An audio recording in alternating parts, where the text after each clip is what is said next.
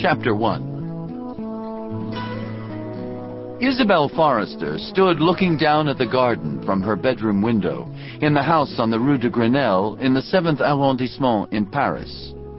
It was the house she and Gordon had lived in for the past 20 years, and both her children had been born there. It had been built in the 18th century and had tall, imposing bronze doors on the street that led to the inner courtyard. The house itself was built in a U shape around the courtyard. The house was familiar and old and beautiful, with tall ceilings and splendid boiseries, lovely moldings, and parquet floors the color of brandy. Everything around her shone and was impeccably tended. Isabelle ran the house with artistry and precision and a firm but gentle hand. The garden was exquisitely manicured, and the white roses she'd planted years before were often called the most beautiful in Paris. The house was filled with the antiques she and Gordon had collected over the years, locally and on their travels, and a number of them had been her parents'. Everything in the house shone. The wood was perfectly oiled, the silver polished, the crystal sconces on the walls sparkled in the bright June sun that filtered through the curtains into her bedroom. Isabelle turned from the view of her rose garden with a small sigh. She was torn about leaving Paris that afternoon. She so seldom went anywhere anymore. The opportunities were so rare. And now that she had a chance to go, she felt guilty about it, because of Teddy. Isabelle's daughter, Sophie, had left for Portugal with friends the day before. She was 18 years old and going to university in the fall. It was Isabelle's son, Theodore, who kept her at home, and had for 14 years now. Born 3 months premature, he had been badly damaged at birth, and as a result, his lungs had not developed properly, which in turn had weakened his heart. He was tutored at home and had never been to school. At 14, he had been bedridden for most of his life, and moved around the house in a wheelchair whenever he was too weak to do so under his own steam. When the weather was warm, Isabelle wheeled him into the garden, and depending on how he felt, he would walk a little bit or just sit. His spirit was indomitable, and his eyes shone the moment his mother came into the room. He always had something funny to say, or something to tell her. Theirs was a bond that defied words and time and years, and the private terrors they had faced together.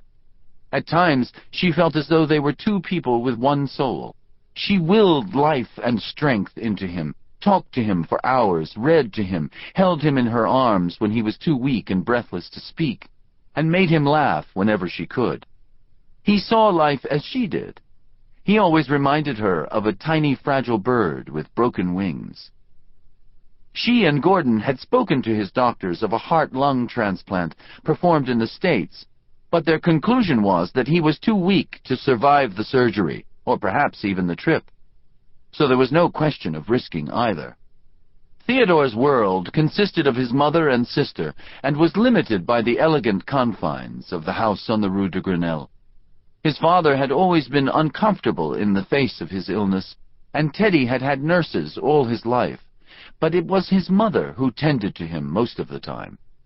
She had long since abandoned her friends, her own pursuits, and any semblance of a life of her own. Her only forays into the world in recent years were in the evening with Gordon, and only rarely. Her entire mission in life was keeping Teddy alive and happy. It had taken time and attention away from his sister, Sophie, over the years, but she seemed to understand it, and Isabelle was always loving to her. It was just that Teddy had to be the priority. His life depended on it. In the past 4 months, ever since the early spring, Theodore had been better, which was allowing his mother this rare and much-anticipated trip to London. It had been Bill Robinson's suggestion, a seemingly impossible one at first glance. Isabelle and Bill had met 4 years before at a reception given by the American ambassador to France, who was an old classmate of Gordon's from Princeton. Bill was in politics and was known to be one of the most powerful men in Washington, and probably the wealthiest.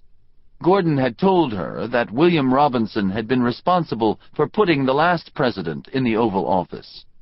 He had inherited a vast, almost immeasurable fortune, and had been drawn to politics and the power it afforded him since his youth.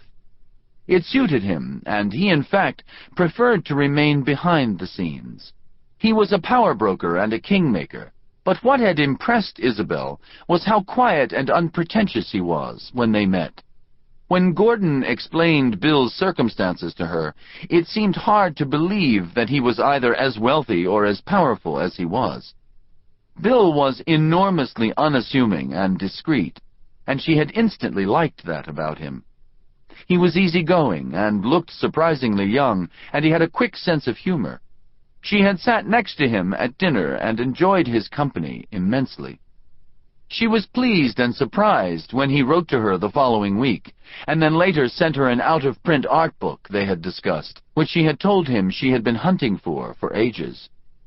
With far more pressing pursuits at hand, she had been amazed that he remembered, and touched that he had gone to the trouble of finding it and sending it to her. Art